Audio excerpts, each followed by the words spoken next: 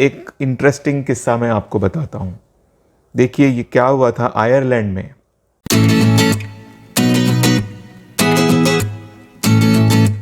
अगला प्रश्न है विवेक अग्रवाल जी से।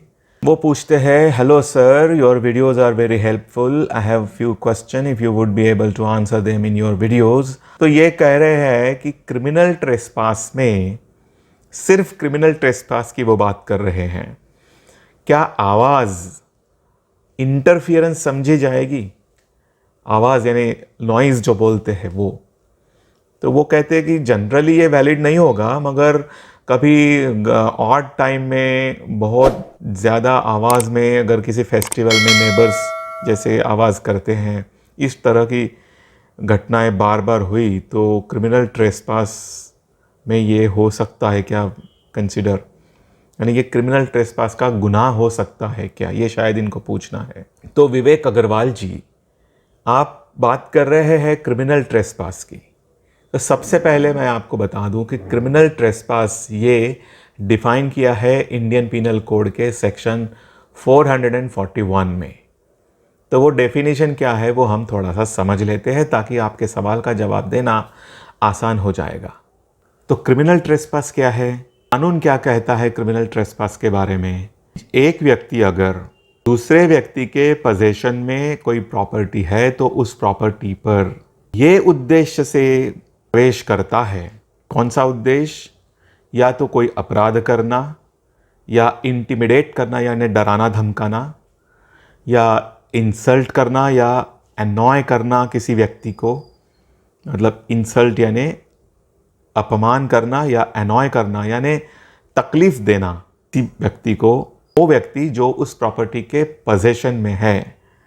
तो एक व्यक्ति जब दूसरे व्यक्ति के पोजेशन में कोई प्रॉपर्टी है तो उस प्रॉपर्टी में एंटर करके ये उद्देश्य रखता है, मतलब एंटर करते वक्त ये उद्देश्य अगर रखता है तो इसे क्रिमिनल ट्रेसपास कहते हैं। या दूसरी सिचुएशन भी कानून में कॉन्टेम्पलेट की है, वो ये कि अगर एक व्यक्ति इस प्रकार से दूसरे के पोजेशन में जो प्रॉपर्टी है उसमें एंटर करने के बाद अनलॉफुली वहाँ रहता है इस उद्देश्य से कि वो वहाँ पर किसी को डराए धमकाए, किसी का इंसल्ट करे या किसी को एनॉय करे यानी तकलीफ दे या अपराध वहाँ करे, तो इस तरह से कोई कृत्य करता है तो उसे क्रिमिनल ट्रेसपास कहा जाएगा। अब हम इस डेफिनेशन के आधार पर आपके प्रश्न को देखते हैं। तो आपने पूछा है क्या आवाज़ भी इंटरफियरेंस समझी जाएगी? देखिए शब्द उसमें आया है एनॉय यानी तकलीफ देना। काफ़ी सारे उसमें शब्द थे, इंटिमिडेट, इंसल्ट, एनॉय और कमिट एन ऑफेंस। तो इसमें कोई भी एक चीज़ अगर एक व्यक्ति करता है प्रॉपर्टी में जाने के बाद तो भी वो क्रिमिनल ट्रेसपास कहलाया जाएगा। तो इसमें जो एनॉय शब्द है, मेरे ख्याल से आवाज़ करना लाउडली, वहाँ जाकर ड्रम बजाना या कोई डीजे बजाना या चिल्लाना, इस तरह से अगर कोई कृति करता है तो वो क्रिमिनल ट्रेसपास में बैठेगा, बिल्कुल बैठेगा। आपने पूछा है can noise be considered as interference?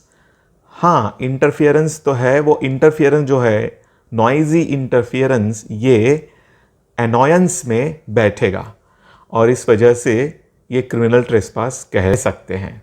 आगे आप पूछते हैं कि क्या यही चीज़ को हर्ट भी माना जा सकता है? तो इसके लिए हमें हर्ट की क्या डेफिनेशन है वो देखना पड़ेगा। अब हर्ट की डेफिनेशन है सेक्शन 319 में। उसमें लिखा है whoever causes bodily pain, disease और infirmity to any person is said to cause hurt. तो यहाँ पर डिजीज़ और इन्फर्मिटी का तो कोई सवाल नहीं है, आपने जो एग्जाम्पल दिया उसमें। अब बात बचती है बॉडीली पेन की। तो मान लो जो आवाज़ हो रही है ज़ोर शोर से, उस आवाज़ के वजह से अगर शारीरिक पेन हो रहा है तो शायद ये हर्ट हो सकता है। यहाँ शारीरिक पेन का मतलब कानों को भी पेन ये हो सकता है। देखिए यहाँ पर कानून क्या कहता है कि डायरेक्ट कांटेक्ट ऑफ द असेलेंट यानी जो व्यक्ति तकलीफ दे रहा है उसका विक्टिम के साथ ज़रूरी नहीं है। तो ये तो बात यहाँ है लिखी कि direct contact by of the assailant with the body of the victim is not necessary for causing hurt, even without contact there can be hurt. तो एक इंटरेस्टिंग किस्सा मैं आपको बताता हूँ।